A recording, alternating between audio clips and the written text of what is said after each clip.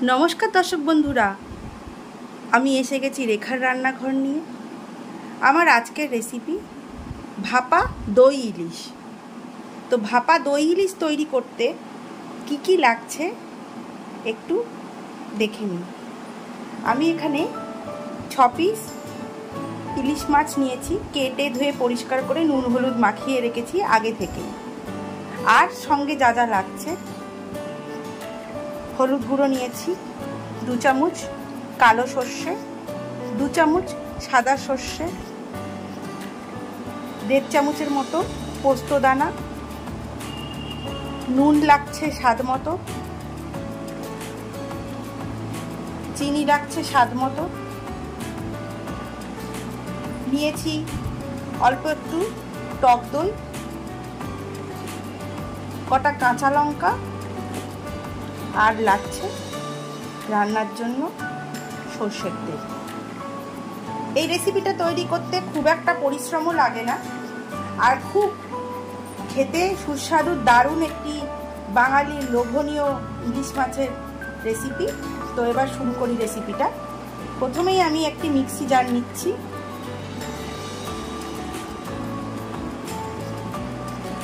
তার মধ্যে আমি সরষে,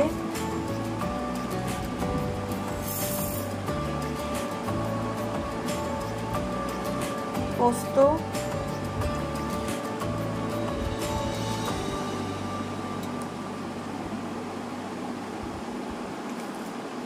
কাঁচা লঙ্কা কটা দিয়ে নিলাম,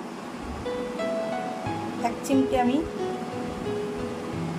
সামান্য একটু হলুদ দিয়ে দিলাম, জাস্ট সামান্য দিয়ে নিচ্ছি সরষের তেল, সামান্য চিনি,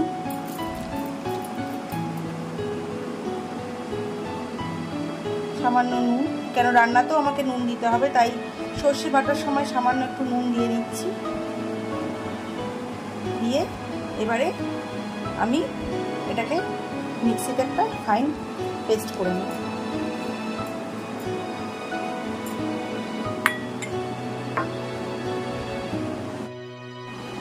এবারে আমি একটা বাটি নিলাম, আমার মিশ্রণটা যেটা সর্ষে পোস্তর পেস্ট সেটাকে আমি এই বাটিটার মধ্যে নিয়ে নিচ্ছি।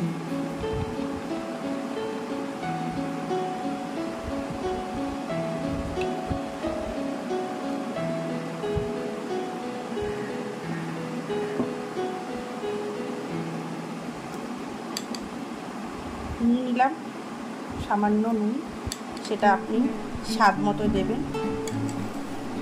সামান্য একটু চিনি নিলাম।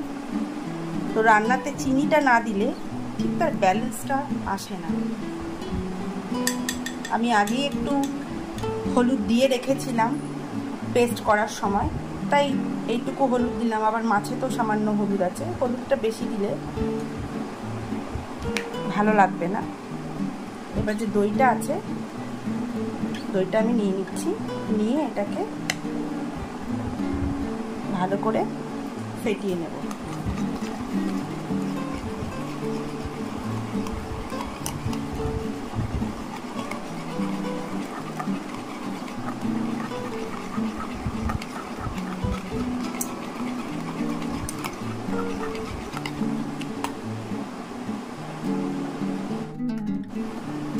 আমার টিফিন কারির মধ্যে মাছটা এভাবে বসানো হয়ে গেছে। এইবারে আমি একটা ঢাকা দিয়ে এটা মুখটা বন্ধ করে নিচ্ছি, নিয়ে এটাকে এবার আমি স্টিমের জন্য বসাবো। ঢাকাটা দিয়ে দিলাম। এবারে গ্যাস ওভেনে এটাকে আমি স্টিমে বসাবো 15 থেকে 20 মিনিটের জন্য। আমি ওভেনে একটা হাঁড়ি বসিয়ে নিয়েছি, নিয়ে স্ট্যান্ড দিলাম, দিয়ে এবার এতে খানিকটা জল নিয়ে নেব। আমি জল দিয়ে নিয়েছি, আমি আরেকটু জল এতে এবারে অ্যাড করছি।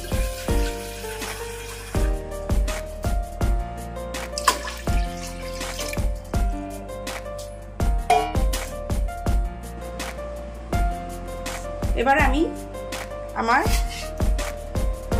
টিফিন বক্সটা এর মধ্যে অ্যাড করলাম, করে আরও একটু সামান্য জল আমাকে এতে অ্যাড করতে হবে।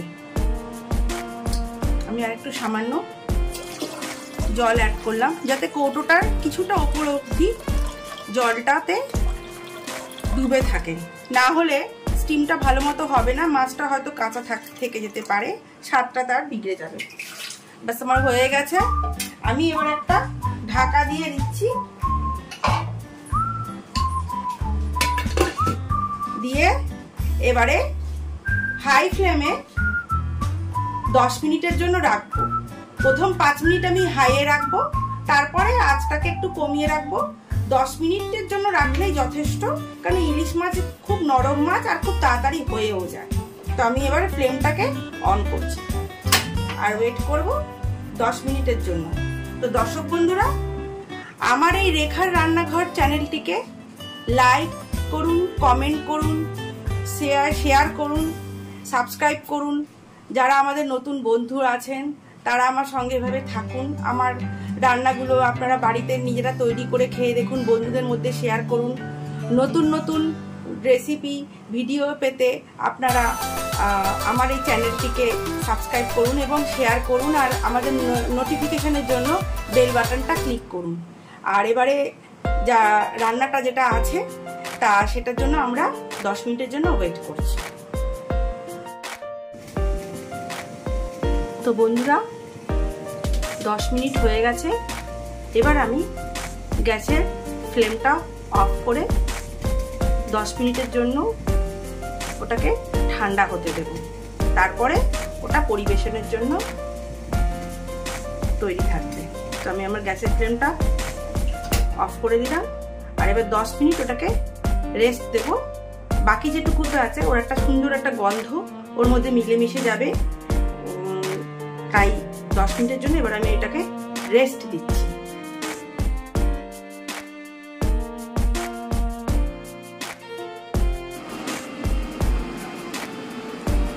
দর্শক বন্ধুরা, আমার ভাপা দই ইলিশ তৈরি, রান্না হয়ে গেছে, 10 মিনিট হয়ে গেছে। যেরকমভাবে বলেছিলাম 10 মিনিট হয়ে গেলে আপনারা এটাকে একটুখানি রেখে দেবেন 5-7 মিনিটের জন্য, যাতে স্টিমটা থেকে নামানোর পরে আপনাদের টিফিন কারি ঢাকনাটা খুলতে সুবিধা হয়। এরপরে দেখুন মাছটা কত সুন্দর হয়েছে। ঢাকনাটা খুলে নেওয়ার পরে আমার ইলিশ মাছ পরিবেশনের জন্য তৈরি। আপনারা এইভাবে বাড়িতে বানান, আর আমার সঙ্গে থাকার জন্য, আমার রেসিপিগুলো দেখার জন্য রেখার রান্নাঘরের